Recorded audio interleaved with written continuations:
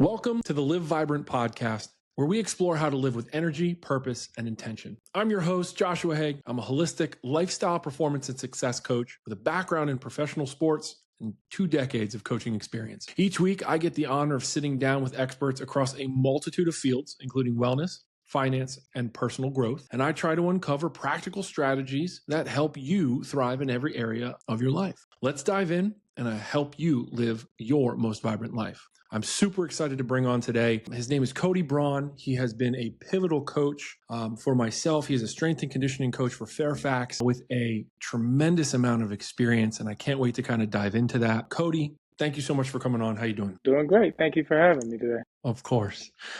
Give us your background, your story. I always like to kind of get the picture of who you are, what's brought you here, kind of to understand why you're a strength and conditioning coach before we dive into some of the interesting topics I have planned for you. Most definitely. So I started off playing high school football over at Hamilton High School, which is actually a rival of Fairfax High School. Go figure.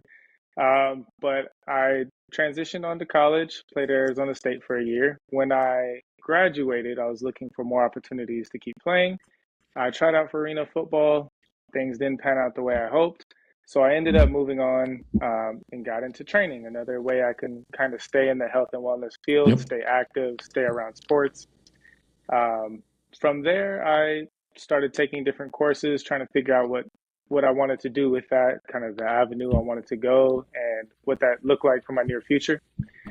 Once I did that, I decided that I really enjoyed the aspect of sports performance. So I went back to school, got my CSCS from California State University, Northridge. Totally. Got my bachelor's in exercise science. And then I started coaching kids. I got my first opportunity at Fairfax, actually. Been there for 3 years now. And I think the reason youth sports performance really, really hit home for me was the fact that my high school athletic career was not what it could have been. And I feel like a lot of that was due to the fact that the leadership, the coaching staff, we didn't have an athletic trainer. There was just no setup for success athletically in a public school system. So I actually started off volunteering for Fairfax High School under the football team. And then I transitioned onto the track and field team as well as the volleyball team. So I kind of coach like half the sports there now. But that's fair. That's very fair. I started introducing myself to the other coaches. The kids around campus started just calling me by name. All the other, faculty started to get to know me, and I just got more opportunities from being there and from kind of getting the love of the athletes. That's awesome. So that kind of just opened up more opportunities for me. That's amazing. That's where I am today. So you hit the nail on the head for where I was going first with this of talking about youth training. Cody is, for those listening, Cody is one of the smartest trainers that I've had the privilege to work with. He has a really unique gift. His mentality, his very forward-thinking view and way to integrate sports science at the level that you're at. We can go down the list. He's an incredible coach. That being said, with his affiliation for youth, when he dove into this youth sports, it's been cool to be able to see this different side of him. So what I wanted to do today is kind of dissect your vision of kind of how youth are trained, or truthfully, the lack thereof. Because just like you, I come from, an area in Pennsylvania that is known for football. And I do that with big quotes. And realistically, we had barely any sports performance. We had a lifting coach that was the high school football coach who had no idea what he was doing. And realistically, there was no supervision. And speed and agility wasn't a thing that we did in the summer. It was you were in pads, you were hitting, or you were upstairs doing this like ad hoc lifting. So I wanted to dive into realistically youth training as a whole, the successes or failures that you see so far that high schools or the education programs have or don't have. I wanted to tackle how parents or how people listening to this, if we were to give this to a parent, what could they take away to best prepare their youth, male or female, doesn't matter the sport, to better get them ready for college, to get them recruited, to get the parent to understand how to take charge of their youth sport. And I feel that is missed. time and time again as I and probably we talk to different athletes' parents. So yeah. So what do you see good? What do you see bad that's going on in, and obviously you have a dipstick into Fairfax and maybe you talk to other coaches, but what do you see good? What do you see bad? Start there. So I would have to say one of the biggest challenges you really see in the public school system is the lack of modern education, I would say. Okay. You have a lot of people who became tenured as PE teachers. No shade, no offense to anybody that is a PE teacher, but I think there's a disconnect between sports performance and overall general young age population just staying healthy, staying fit, and teaching the overall basics of how to live your life in the health and wellness space. When it comes to sports performance, we still see a lot of misinformation or just very old information. When I came on as a strength and conditioning coach, the number one thing everybody still went directly to in reference to the coaches that were in the weight room, it really came down to barbells. It came down to back squatting. It came down to power clean, bench press. And it's one of those things where, like, as a strength coach, I have nothing against all of those. Like, I love all of them, right? But I think they lose the understanding that you need to earn the bar. those. You need to earn the bar. And yes. The first time I handed a set of dumbbells to a kid for a dumbbell chest press on the floor, and we're talking about high-level varsity football players, linemen, linebackers, people who should be able to lift, an exponential amount of weight, in regards to the rest of the team, struggling with just dumbbells, struggling to do push-ups without their low back arching, just very, very rudimentary fundamentals that they were lacking. And I realized is one of those things where I think the coaches learned that is what you're supposed to strive for, putting weight on the bar. That's going to help you produce a lot of force out on the field. But I think they lose the understanding, or they just don't have the understanding that, you have to earn those movements. If you can't do a push-up, if you don't have shoulder stability, if you don't have midline stability, if you don't have hip stability, if you don't have ankle dorsiflexion, if you don't have the adequate requirements to be able to get under a loaded bar, axial loading the spine, or laying down on the bench and putting tremendous weight onto an unstable shoulder, they don't have the understanding as to why that leads to injuries. And one of the wild things I've heard is we're having too many injuries during the season. We need to get back in the weight room, get back under the bar. We need to push more weight, and which is causing you to have more injuries. So I'm kind of brain here, and once they finally allowed me to kind of take over and really run the weight room, I was able to do things with the sport in mind, with the young athlete in mind, having no understanding as to how to move properly, no understanding as to what stability means and how I work my way up to that point where now I could push weight. So we had to work up to that. So rewind. For the person, let's be honest. This is what I love about you. You're talking at such a high level. You think at that level. Assume I have no idea what I'm talking about, right? So what are these fundamentals that you're seeing these youth miss? First and foremost, that it doesn't matter the sport, break it down into just fundamentals. And then realistically, you spoke about, like, you said something along the lines of coaching for the sport. What does that mean, right? Parents listening to this need to start to think about these principles. This is why we do what we do. And you're hitting on huge topics. So what are fundamentals that are missing and being skipped by the let's get under the bar? And then what does training for the sport mean? So the very fundamental element that you want to start working on with youth is just teaching them how to move properly, teaching them how to own their own space. If I can't take my body and own the space that I'm in, if I get into a push-up, do I have control over that movement? Or am I lacking the shoulder movement? Am I lacking the ability to produce force against unwanted movement? I don't want to arch at my back because that's hard on my spine. I need to be able to produce force to keep my spine rigid so I can go through the movement under control. So if we don't have control under our own body weight, and then we start slinging more weight onto this bar, now we're starting to get into a space where we're adding a higher level of intensity than our body's prepared for. And I think you said something really good there.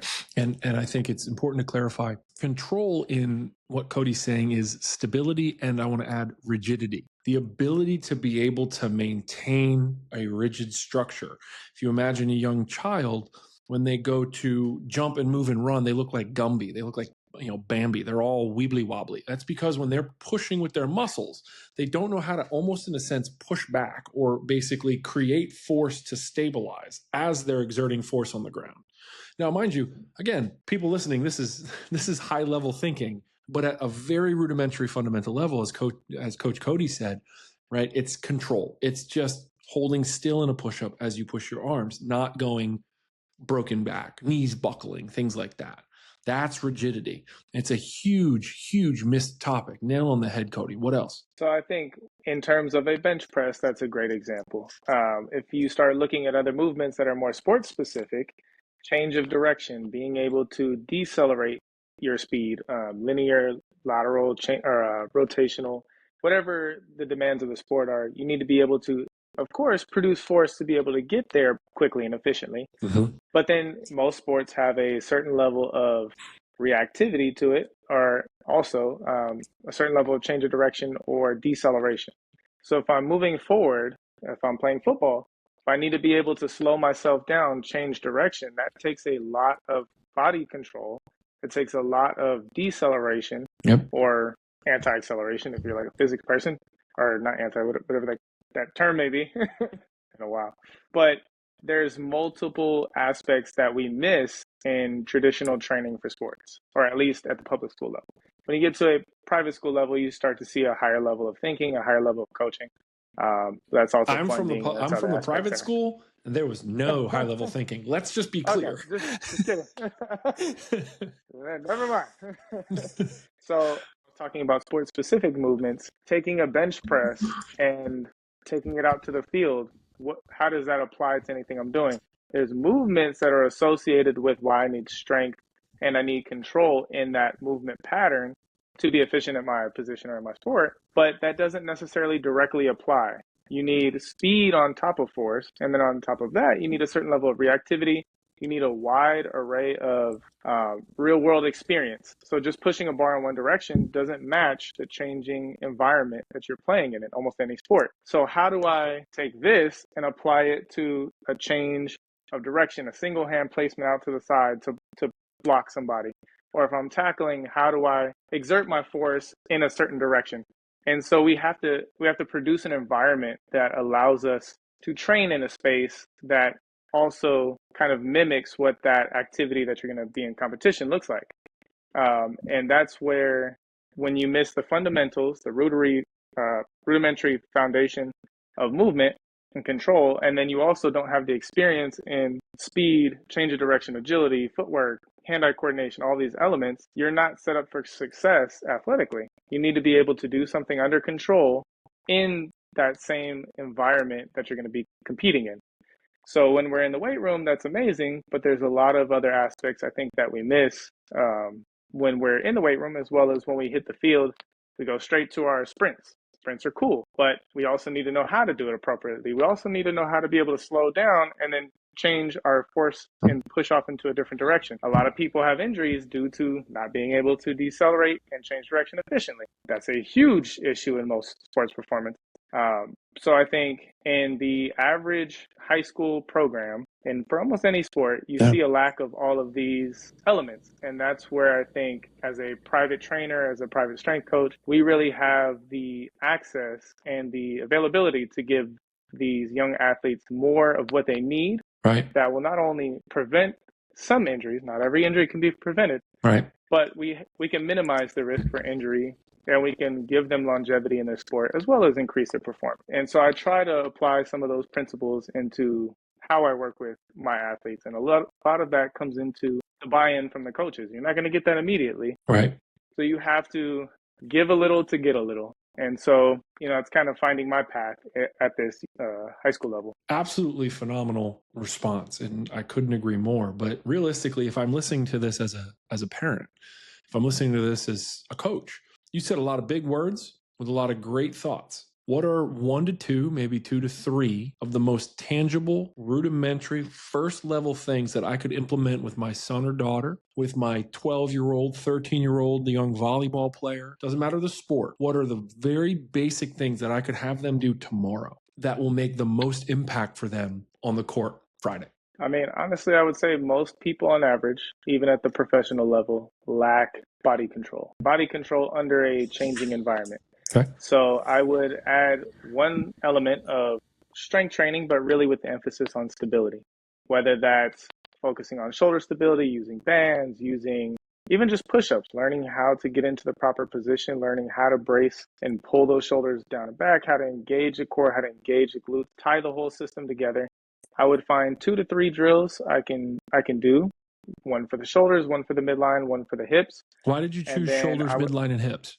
I think that's important to know. those are the 3 areas that I typically see we have the greatest weakness in. Are also involved, and ankles should not be overlooked. But I think the 3 biggest factors that I see we typically lack in most movements come down to tying those 3 elements together. Okay. If I know how to engage the hips, a lot of the time I can actually get better control of my foot on the floor by creating more torque at the hip, and vice versa. By engaging my feet into the floor a little bit more, I can get more torque at the hip. So you can look at it from different perspectives. So I think if I'm taking just a back squat, for example, just one of the exercises in most sports programs, how do I keep the bar from falling forward and back? I need to be able to control that bar first and foremost. So how I actually pull down on that bar, how I create some type of force to resist unwanted movement on the bar on my shoulders. Yep. And then secondly, I want to keep my spine nice and rigid. So how do I do that? I need to learn how to create some type of midline stability, since it's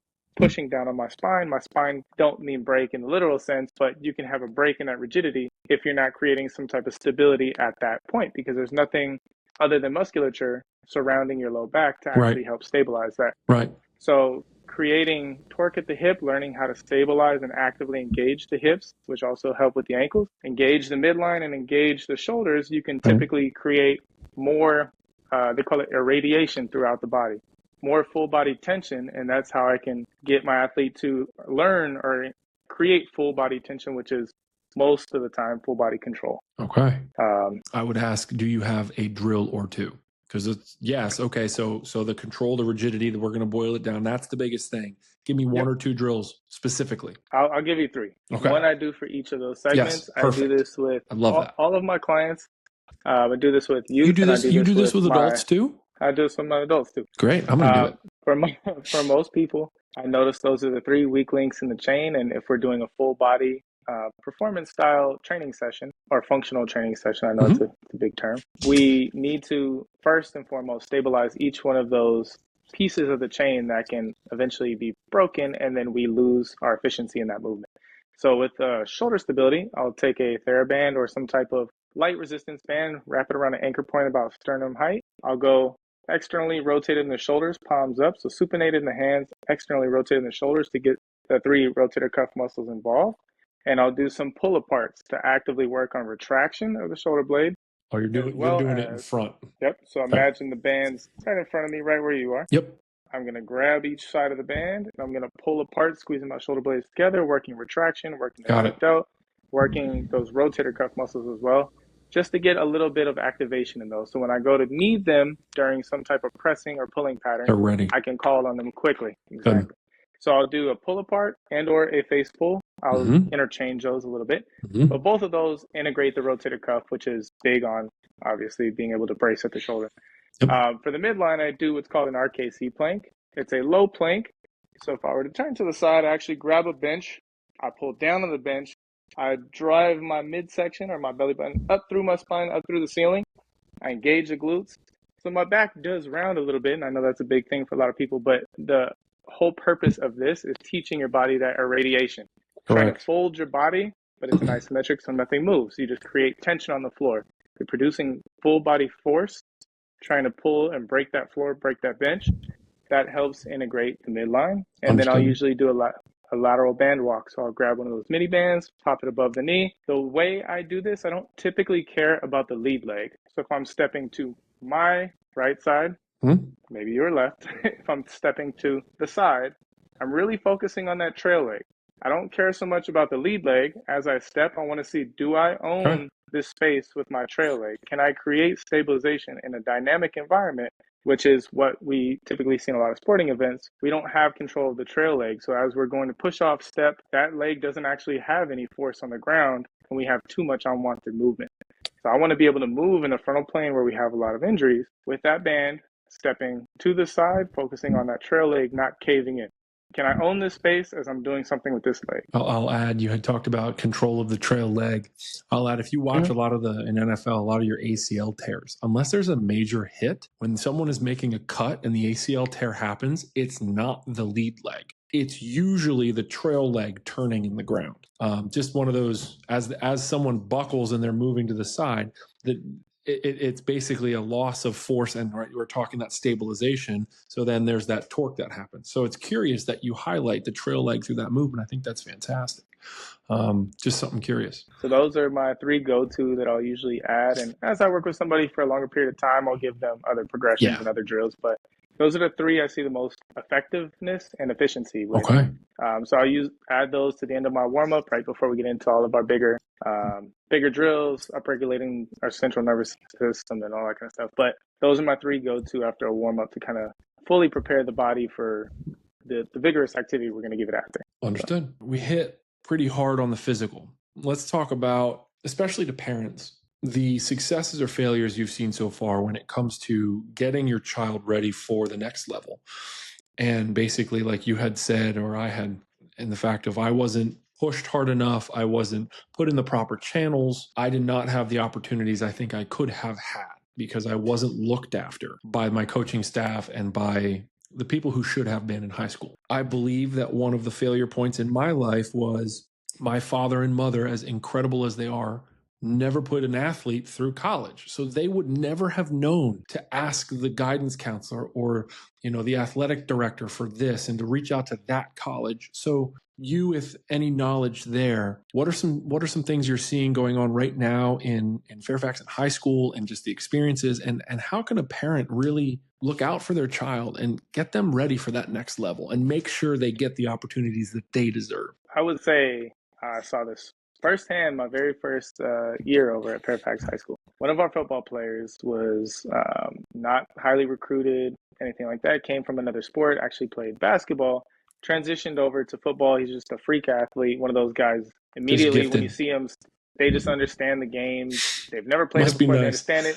They can move how they want to move. There's nothing holding them back, and you're like, oof, this kid's gonna go far if he just has the right tools. I think and I put myself in this space as well, I think we failed him ultimately as a coaching staff because he had remarkable numbers. He didn't play the year before. He was a senior when he played, but he made the all-star team. He led the city in receiving yards and touchdowns. He did some phenomenal things that Fairfax has not seen. Ultimately, he had zero offers. He had zero opportunities coming off that season. Part of it is we, as a coaching staff, I was still new learning, but we did not do much to actually reach out on his behalf.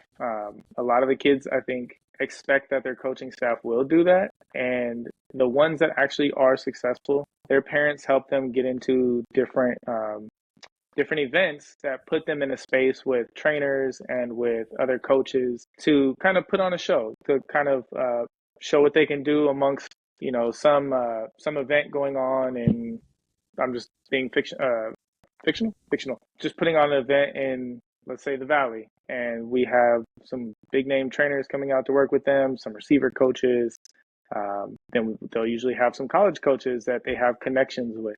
So these kids will go out to these clinics or these events, showcases, and they'll work out with. It's essentially a showcase. They'll call them different things, but it's really a showcase for some of these coaches who have access to college coaches, and they'll kind of reach out on their behalf and just say, this kid has X, Y, and Z. They'll give them stars. Understood. They'll go through that whole the star ranking, all that kind of stuff. But if the coaches or if the parents don't do anything, no coach, unless you put out some ungodly numbers, is going to come knocking down your door to say, hey, I need you to come to my school. You have to have exposure. And what I've learned through going through that football season into track season, we actually were able to get him a full ride Division I scholarship for track. But it's really because as a coaching staff with the track team, we were able to reach out to some of these coaches. On social media, we reached out, we followed them, we reached out on their behalf, sent emails. We really took more of an interest to try and get these kids some of the eyes that we're deserving of. Now, is it one of those things that you think, the parents should be reaching out on behalf? So we had the year before I was at Fairfax, they had two kids go to Division II schools. They did not have any bit of a better number or a better season than our senior from last year, Sebastian, had. They actually had less overall touchdowns, less yards, but they would go to these clinics. Their parents would reach out to some of these college coaches. They would email them. They would send them to these clinics. And through that connection, they were able to build some type of a relationship with, it's in Ohio. I can't think of the actual school. It's a Division II football school, but there was a couple of schools they were actually able to have some type of connection with just through sending them through these different clinics and events. But that was solely through the parents. The coaches had nothing to do with that. Okay. Parents helped their child actually get a full ride scholarship to Division II just off of these different events. I think it's a fine line to walk, parents listening, right? Coaches at the end of the day are going to turn away and not want to deal with your children if you're a crazy nut job parent. Let's be honest. Cody and I know how it feels to have a parent calling us every other day about their child training program. So I can only imagine what a head coach feels like about, their kids at Nebraska and they want this freshman to come in. However, the act of reaching out a couple times, trying to be present, trying to get film in front of people's eyes. Film is more readily available, especially with Huddle and things like that. It goes a long way. And I think Cody hit, the nail on the head for parents who do not understand what a showcase is. Baseball is great at this, that it's basically a clinic that they're putting on. And like he said, it's eyes on players, period. That's it. Most sports, other than really football, do showcases. Football does 7-on-7, but that's about it. From my understanding, at least this far in my career, I've not known football to do a lot in terms of recruiting. They rely on film and getting coaches to come see your person play. That's a big one, is they want to see game film. As for other sports, volleyball, baseball, lacrosse, all these things, they all have showcases and off-season games, and you need to have your head to the ground or ear to the ground and be finding one or two, three, four. I know one of my clients had her son. We were trying to get him to go D1. He probably did 8 or 9. If you want it bad enough, get out there and do it. It's a tryout. I think the biggest takeaway for Cody and myself, for you all from this, is the fact that you have to take charge. Don't assume the athletic staff, who have all sorts of other things going on and preparing for season and training and all this, are going to be the ones driving recruitment for your son or daughter. So at least talk to them, make a plan with them, if nothing else. But I highly recommend you take some of that ownership for yourself if you want to see them succeed. Kind of segue, I thought, I had a feeling that was your story. I know it was mine, and I wasn't sure on it. So thank you for that. Strength and conditioning, all that aside, I want to dabble as we wind down a little bit here. But I wanted to talk about what's next for Cody. Talk about life. Where are you going? You're a strength and conditioning coach. Are you going to go work for a sports team? Like, what are you doing here? Tell us the future. So for me, I think I thoroughly enjoy what I do, coaching youth. I think that's Attaboy.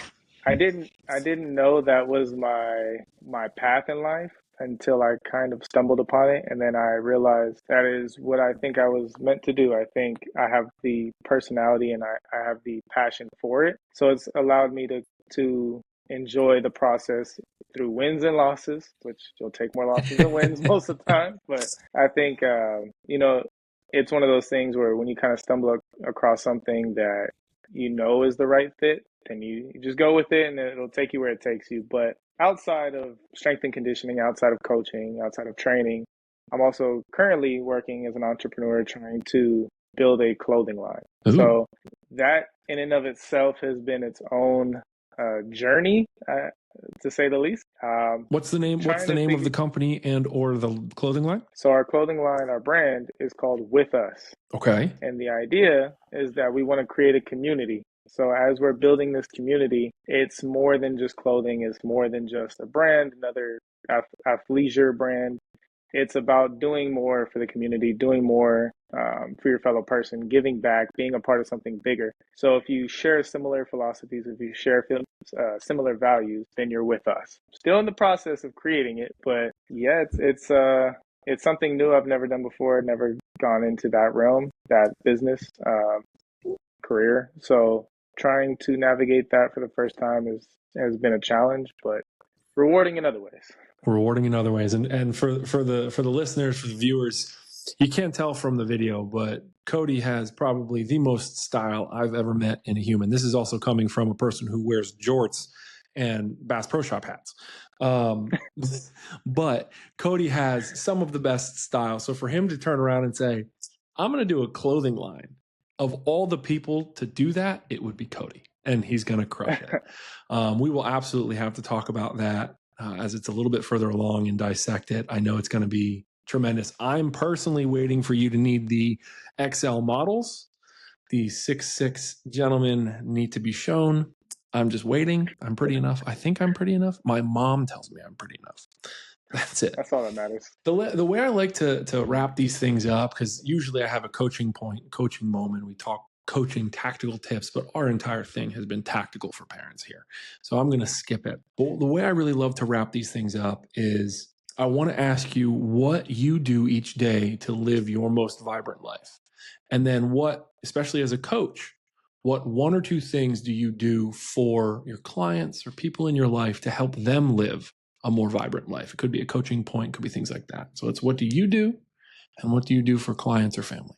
I think they're almost one and the same. I think how I look at trying to go, through my daily routine, my weekly routine, taking your wins and your losses on the chin and just keep moving forward. I think for myself, I try to take every day as it comes. I don't take failures as failures. I don't take wins as wins. I try to take everything as just a learning experience. It's neither good nor bad. It's just another part of your life, another part of your journey. So for every failure I stumble across, and there's been many, every failure I stumble across, I try to not look at it with a negative lens. I try to pull something away from it that'll help me make a better decision, move forward with more effort or with more efficiency. I think in terms of how I work with my clients, how I work with the youth, I try to teach them the same values. And I think that's where I've had the most success. It's not in the X's and O's of a sport. I think it's more in teaching them how to mentally handle success and failure, kind of the next play approach. If you're looking at it from like a sports psychology perspective, it's something may happen. It's neither good nor bad. It's a learning experience. If you learn something from it, you won't make that mistake again. If you continue to make that same mistake, then it becomes a problem. And if too many problems add up, then that's where failures happen. But if you look at every play, everything that happens in your life as a learning experience, then you can keep moving forward and you're not bogged down by all of these coulda, woulda, shouldas. It's you take this, you move forward, and I apply it to my next endeavor, and it allows me to be more successful in that. And if you look at that, you'll have a better trajectory long term for success. And I think that's what it's really about. So if I can give that to somebody, I think that's the biggest thing I can offer somebody and myself. I feel like you do. I've been in the coaching sessions. I've seen you with the kids and sports teams that we've had together. And I feel that you absolutely do give that each and every day. For anyone who is listening, whether it's a coaching session, whether it's just to chit chat or strategize, how do we find you? How do we get a hold of you? Where are you at? So you can find me if you're on Instagram at CB7 Performance. You can also find me at heroicperformance.net. And we could talk about scheduling something for the near future and go from there. Cody, it is an absolute pleasure. I can't wait to bring you back and talk about with us and the future endeavors that we're gonna have together. Big things are in the future here. You are an absolute animal. Thank you so much, Cody. Thank you. I appreciate being here, and I'll see you tomorrow. Bye, buddy.